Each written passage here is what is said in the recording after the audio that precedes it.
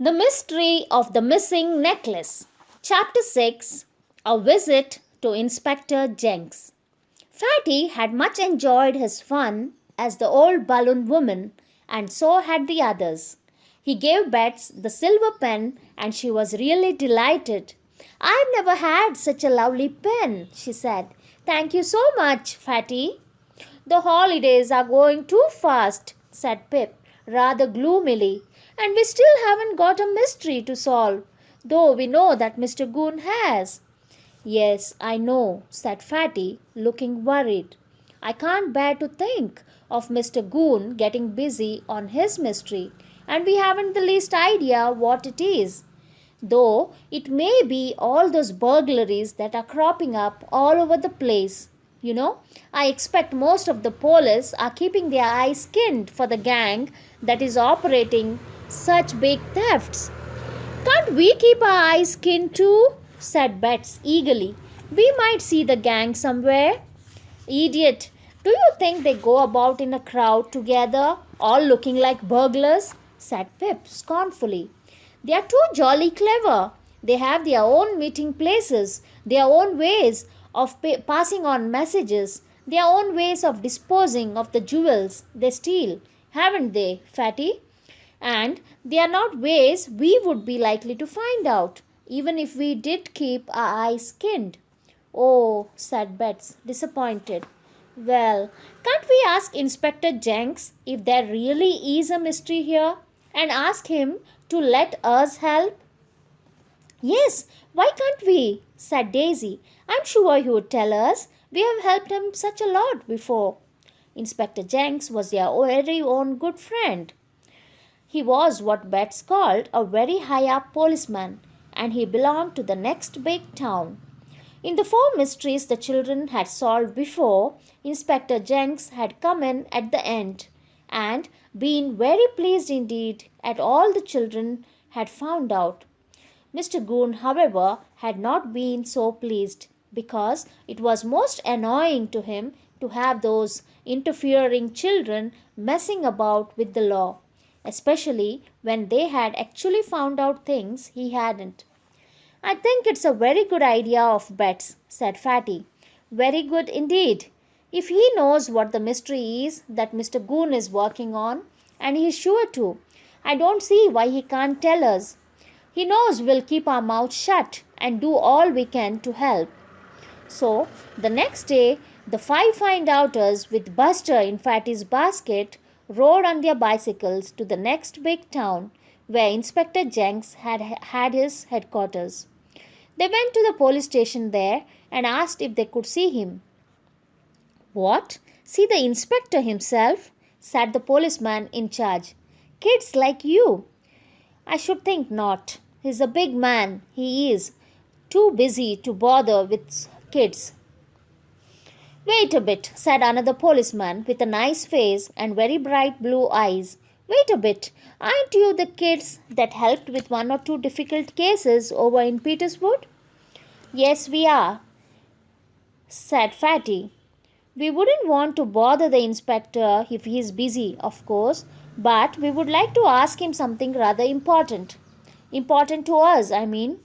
"Shall I go in and tell the inspector then?" said the first policeman to the other one. "Don't want my head bitten off, for interrupting without due cause." "I'll tell him," said the blue-eyed policeman. "I've heard him talk about these kids." He got up and went out of the room. The children waited as patiently as they could. Surely their old friend would see them. The policeman came back. "He'll see you," he said. "Come on in." The children followed him down a long stone-floored passage, and then down another. Bets looked about her half fearfully. Was she anywhere near prisoners in their cells? She hoped not. The policeman opened the door with a glass top to it and announced them. "The children from Peterswood, sir." The inspector was sitting at an enormous desk piled with papers. He was in uniform and looked very big and grand. His eyes twinkled and he smiled his nice smile. "Well, well, well," he said, "the whole lot of you at once, and Buster too, I see. Well, how are you? Come to tell me you have solved the mystery that has been worrying us for months, I suppose. He shook hands with them all, and Bets beamed at him. She was very fond of this big, high up policeman. No, sir, we haven't come to tell you we have solved any mystery, unfortunately, said Fatty. These are the first hauls for ages that we haven't had a mystery to solve. But, sir, we know that Mr. Goon has got one he's working on, and we thought perhaps we could work on it too. But we don't know what it is. Yes, Goon's on it, said the inspector. In fact, most of the police force of the country seem to be on it too. But it's not one that you can be mixed up in.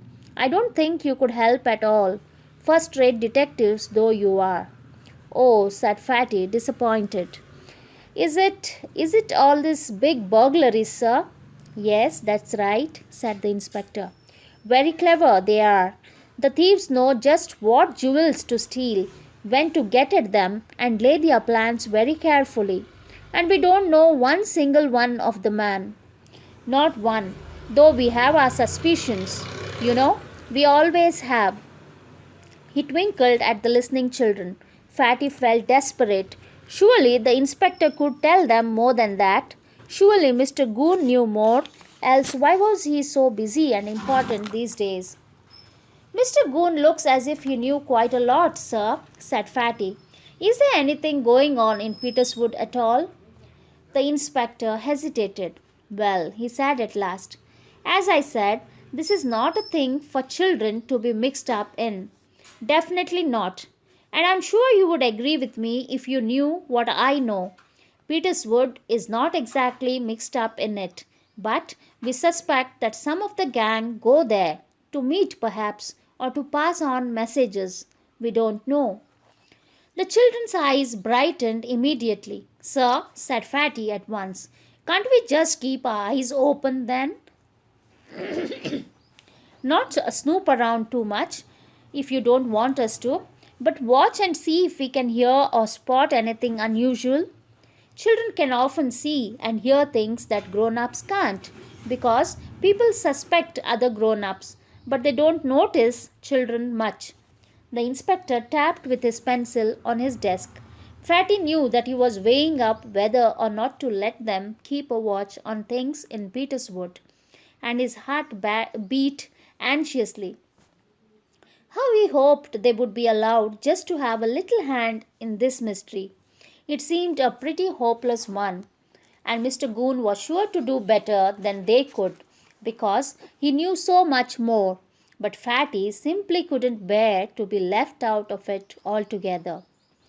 All right, said the inspector at last, and put his pencil down. You can keep your eyes open for me, but don't plunge headlong into anything foolish or dangerous. Just keep your eyes open. It's barely possible you children might spot something simply because you're children. Report to me if you find anything suspicious.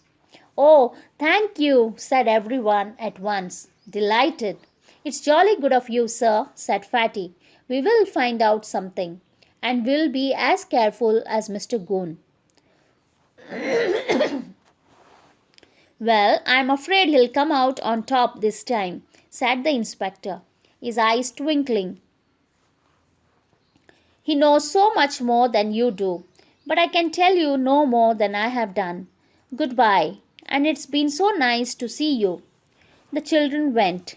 They got on their bicycles and rode back home, thrilled and pleased. They all went to Pip's garden and sat down importantly in his summer house right at the top of the garden. Well, we have got a mystery after all, said Fatty. Who are the gang that steals all these jewels? Mr. Goon's on the job and he's got a flying start. And now we'll be on it too. Has anybody noticed anything suspicious in Peterswood lately?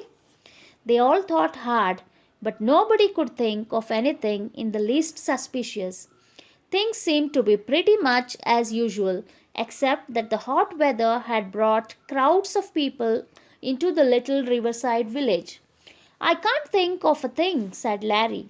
It's not a very easy mystery, said Daisy, frowning. There doesn't seem anywhere to begin. Can't we do it the usual way? Find clues and make a list of suspects? Said Bets. Right, said Pip scornfully. You tell us what clues to look for and who to put down on a list of suspects. There are no clues to look for, and we don't even know where to look for suspects, said Larry mournfully. I wonder what Mr. Goon knows. He's probably got a list of men he's suspicious of, said Fatty thoughtfully. And he's also probably got all details of all the burglaries committed lately.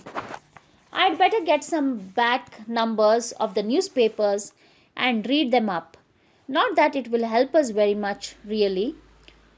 There was a long pause. Well, said Pip at last, what's the plan? What are we going to do? That simply didn't seem anything to do. All they knew was that it was possible that the thieves sometimes met in Peterswood. I think it wouldn't be a bad idea for me to disguise myself as that old deaf fellow who sits on that sunny bench in the middle of the village, said Fatty. We know he isn't there in the mornings, so that would be the time for me to go and sit there. I might be able to spot something suspicious. Men passing notes to one another as they meet, or making remarks in low voices, or even sitting on that bench and talking. Everyone looked doubtful. It didn't seem at all likely, really. Bets guessed that Fatty wanted the fun of disguising himself again. You had certainly better not be there in the afternoon, she said. People would begin to wonder if they saw two old fellows exactly alike sitting on the same bench. Yes, Mr. Goon would have a fit, said Larry, and everyone laughed. Don't you think it would be better if you chose some other disguise? Not disguise yourself like that old fellow, said Pip, just in case you did both wander along at the same time. There doesn't really seem any point in dressing up like that dirty old man. There isn't really. I just feel I would like to, that's all, said Fatty. You know, if you are as good as an actor as I am, there are certain parts or characters that appeal to you much more than others. I loved being that old balloon woman, and I shall love to be that old man. I can act him exactly right.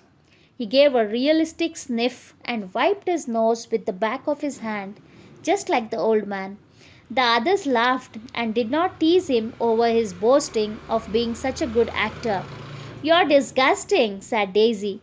Don't, for goodness sake, start doing that sort of thing in front of your parents. They'll have a fit. Fatty got up and hobbled out into the garden, shuffling like the old man. He bent his back and dropped his head. He really was an extremely good actor. Then he gave another frightful sniff and wiped his nose on his sleeve. A horrified voice spoke to him. Frederick, haven't you got a handkerchief? What disgusting behavior! And there was Pip's mother come to fetch them in to a meal. Poor Fatty, he went red to the ears and produced an enormous handkerchief at once. How the others laughed!